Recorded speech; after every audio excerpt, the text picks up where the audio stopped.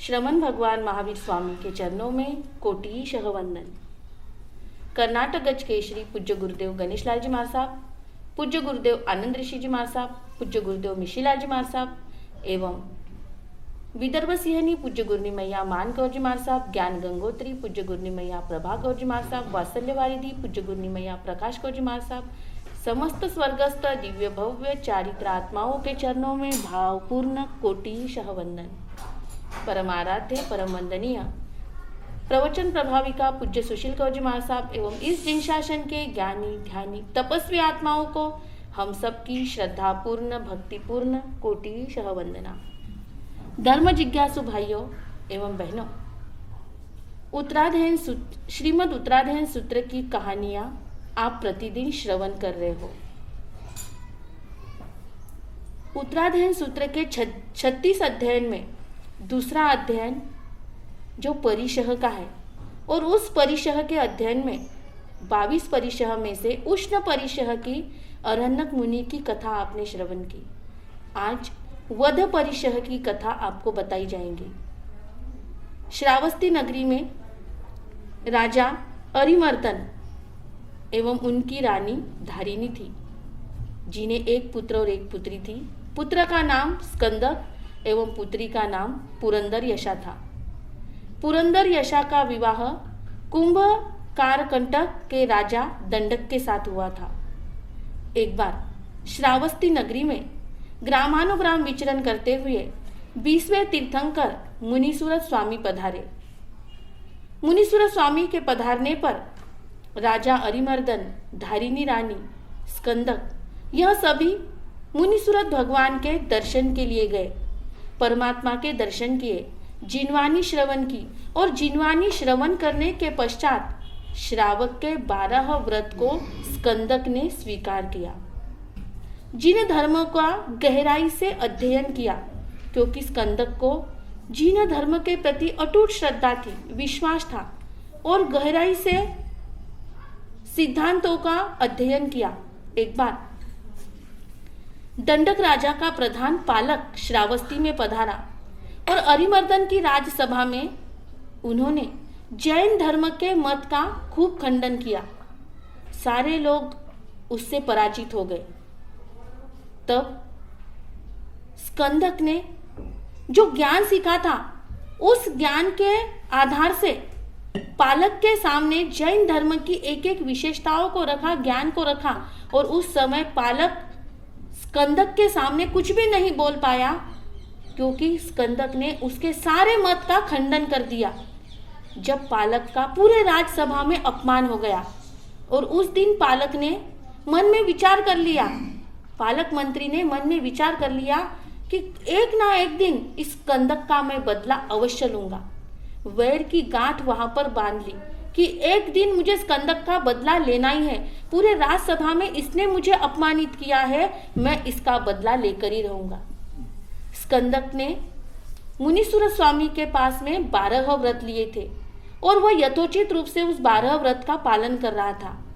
एक बार फिर मुनीश्वरत स्वामी विचरण करते हुए श्रावस्ती नगरी में आए। तब स्कंदक ने इसको सोचा कि संसार के सुख क्षणिक है, संसार असार है। मैं परमात्मा के पास दीक्षित होता हूँ तो मेरे आत्मा का कल्याण होगा। और माता पिता की आज्ञा लेकर स्कंदक मुनीश्वरत स्वामी भगवान के पास में दीक्षित हो गए। 499 उनके शिष्य हो गए। तब मुनीश्वरत स्वामी ने उन्हें आचार्य बना दिया। दीक्षा लेकर उन्होंने खूब ज्ञान अध्ययन किया और एक बार वे मुनीश्वरत स्वामी भगवान के पास में आए और मुनीश्वरत स्वामी से कहते हैं कि हे प्रभु, मेरी बहन जो कुंभकार कटक राज्य में रहती है, मैं वहां पर मेरी बहन पुरंदर यशा को दर्शन देने के लिए जाना चाहता हूँ। क्या आपकी आज्ञा है? क्योंकि जैन सिद्धांत में आज्ञा को सर्वोपरि स्थान दिया जाता है। शिष्य अपने गुरु से बिना पूछे कोई भी कार्य नहीं करता, क्योंकि गुरु अपने दिव्य ज्ञान में भावी को देखते हैं कि इस भावी भविष्य में मेरे शिष्य का हित है या अहित है। तो गुरु आज्ञा से किया हुआ कार्य यह श्रेष्ठ कार्य माना जाता है। जब स्कंदक मुनि ने अपने गुरु से पूछा, यानी मुनीश्वरत स्वामी भगवान से पूछा कि भगवान, मैं मेरे बहन को दर्शन देने के लिए, उपदेश देने के लिए जाऊं क्या? तब उस समय मुनीश्वर स्वामी ने कहा कि सुनो स्कंदक मुनि, तुम वहां पर जाओगे तो तुम्हें मारणांतिक कष्ट का सामना करना पड़ेगा, वध परिशह का सामना करना पड़ेगा और उसमें तुम्हारी जान भी जा सकती है। तब स्कंदक मुनि ने पूछा, भगवान, इस वध परिशह में हम आराधक होंगे या विराधक? तो भगवान ने कहा कि 499 जो तुम्हारे शिष्य है वो आराधक होंगे, लेकिन तुम विराधक होंगे। भगवान के शब्द सुने, क्योंकि भगवान त्रिकालदर्शी त्रिकाल ज्ञानी थे, उनसे कुछ भी छिपा हुआ नहीं था। स्कंदक मुनि ने यह सारी घटना जो थी यह नियति पर छोड़ दी कि जो भावी भविष्य में जो होना है वो तो होनाहार को कोई भी नहीं रोक सकता है। और स्कंदक मुनि अपने 499 शिष्यों को लेकर उस कुंभकार कटक में चले गए। गांव के बाहर उद्यान में रुके। पालक मंत्री को जैसे ही पता चला कि यह स्कंदक मुनि आया हुआ है, तो पालक मुनि ने पूर्व में जो वैर की गांठ बांधी थी तो उसका बदला लेने का समय आ गया, यह चिंतन किया कि अब सही समय आ गया है। और उसने अपने सैनिकों को आदेश दिया कि जिस उद्यान में मुनिवर रुके हैं उसके आसपास में बहुत सारे शस्त्र अस्त्र जमीन के अंदर गाड़ दो। और सैनिक ने जाकर बहुत सारे शस्त्र अस्त्र आसपास में गाड़ दिए। और सुबह राजा दंडक के पास में पालक मंत्री गया और राजा से कहता है, राजन, गांव के बाहर यह स्कंदक आदि मुनि के रूप में वेश बनाकर आया है, लेकिन यह आपका राज्य हासिल करना चाहते हैं, इसलिए मुनि का वेश बनाकर आया है। आप अगर परीक्षा करना चाहते हो, देखना चाहते हो तो देख लो। राजा उस जगह पर गए और देखा कि यहाँ की पृथ्वी को खोद के देखो। और जब देखा तो उसमें बहुत सारे शस्त्र अस्त्र के ढेर लग गए। राजा को बड़ा गुस्सा आया कि यह मुनि का वेश बनाकर मेरा राज्य हड़प करने के लिए आया है, और पालक मंत्री ने सही समझ पे सूझबूझ रख के मेरे राज्य को सुरक्षित कर लिया। राजा को कुछ भी पता नहीं था। राजा ने पालक मंत्री से कहा कि तुम्हें इनको जो शिक्षा देना है वो शिक्षा तुम दे सकते हो, यह तुम पर निर्भर है, तुम्हें जो शिक्षा देना है वो तुम इन्हें शिक्षा दे दो। पालक मंत्री को यही चाहिए था, उसे तो सोने में सुहागा वाली बात हो गई। और पालक मंत्री ने तेल की जो घानी होती है वो घानी वहां पर बुलाई। और जब राजा का आदेश था तो उस स्कंदक आदि 499 शिष्यों को वहां पर बुलाया और कहा कि तुमने राज्य विरोधी कार्य किया है, राज्य का द्रोह किया है, इसलिए तुमको एक एक को घानी के अंदर जाना पड़ेगा। स्कंदक मुनि को मुनीश्वर स्वामी भगवान की वह बात याद आ गई। अब एक एक मुनि को उस समय स्कंदक मुनि ने अपने शिष्यों को उपदेश दिया कि यह शरीर आज नहीं तो कल जाने ही वाला है। आज हमारे सामने यह वध परिशह है और इस परिशह को हमें समभाव से सहन करना है। इस परिशह को हम समभाव से सहन कर लेंगे तो हमारे आत्मा का उत्थान होगा। इस परिशह में हम डगमगा जाएंगे तो हमारी आत्मा का उद्धार नहीं हो सकता है। शरीर आज नहीं तो कल राख होने वाला है, क्यों ना हम मृत्यु का हंसते हुए स्वागत करें। इस तरह से स्कंदक मुनि ने अपने शिष्यों को खूब मजबूत बनाया और शिष्यों को समझाया कि इस परिशह को आप हंसते हुए सहन करो, भेद विज्ञान का ज्ञान करो। शरीर को वेदना होगी लेकिन आत्मा को कुछ भी होने वाला नहीं है। सारे शिष्य ने जब अपने आचार्य की बात श्रवण की तब उस समय एक एक शिष्य को वह पालक मंत्री घानी में डालता और वह शिष्य संथारा आदि लेकर उस घानी में जाते समय अपने आत्मा पर चिंतन करते, भेद विज्ञान का चिंतन करते, संसार की असारता का चिंतन करते।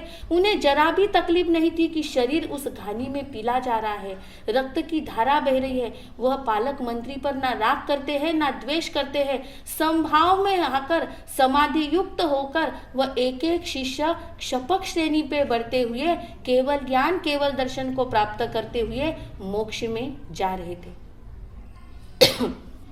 कैसे? घानी में पीला जा रहा है और उस समय समाधि भाव, हालांकि गलती कुछ भी नहीं है, प्रतिकार कर सकते थे, उनके पास में वह सामर्थ्य था, लेकिन उन्होंने उस वध परिशह को समभाव से सहन करने की ठान ली, निश्चय कर लिया। 498 शिष्य घानी में पीले जा रहे हैं और एक एक को केवल ज्ञान, केवल दर्शन की प्राप्ति हो रही है। उन स्कंदक मुनि का एक छोटा सा शिष्य था जो बहुत कोमल था। स्कंदक मुनि पालक से कहते हैं, पालक, तूने मेरे 498 शिष्यों को मार दिया।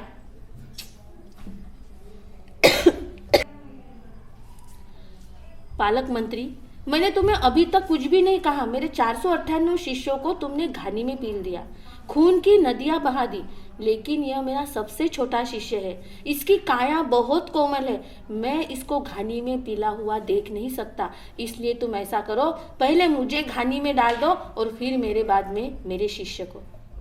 पालक मंत्री हंसने लग गया कि स्कंदक, जिस बात का तुझे दुख होगा वही तो बात मुझे करनी है, जिसका तुझे ज्यादा दर्द होगा वही मैं करने वाला हूँ। स्कंदक मुनि बहुत दुखी हुए।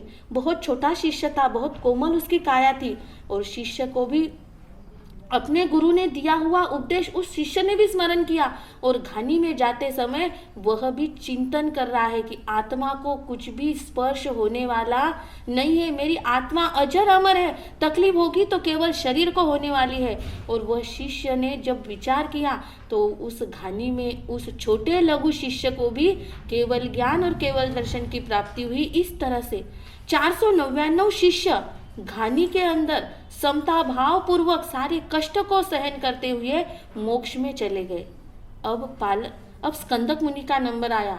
स्कंदक मुनि को जैसे ही घानी में डाला, उसके पहले शिष्य की इस तरह से मृत्यु देखकर स्कंदक मुनि को बहुत ज्यादा गुस्सा आया, बहुत क्रोध आया और उन्होंने उस समय जो प्रतिबोध शिष्य को दिया था, जो प्रेरणा शिष्य को दी थी, वे स्वयं भूल गए।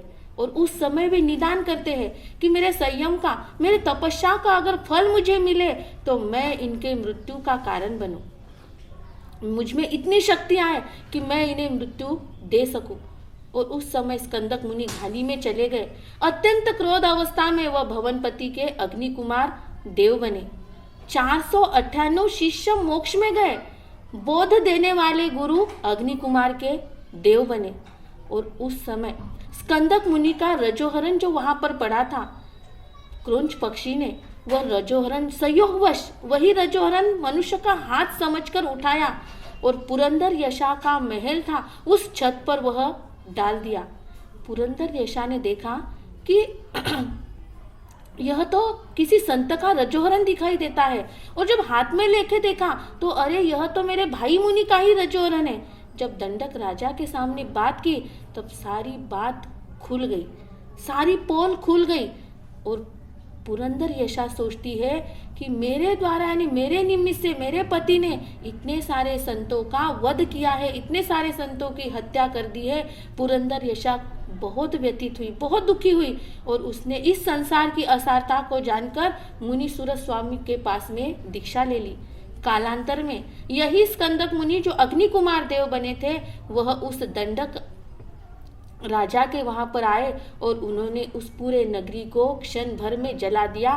सभी जलकर राख हो गए और वही दंडक राजा के नाम से वह जो नगरी थी वह दंडक आरण्य हो गई आगे चलकर, क्योंकि वहां पर सब कुछ राख हो चुका था।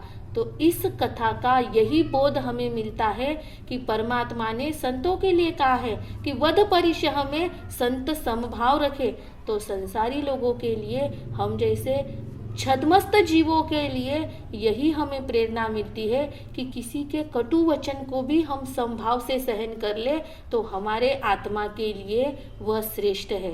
तो इस कथा को श्रवण करके निश्चित हमारे जीवन में समता के अमृत का हम पान करेंगे तो हमारे जीवन में आनंद और आनंद की ही प्राप्ति होगी। जय गुरु गणेश, जय महावीर।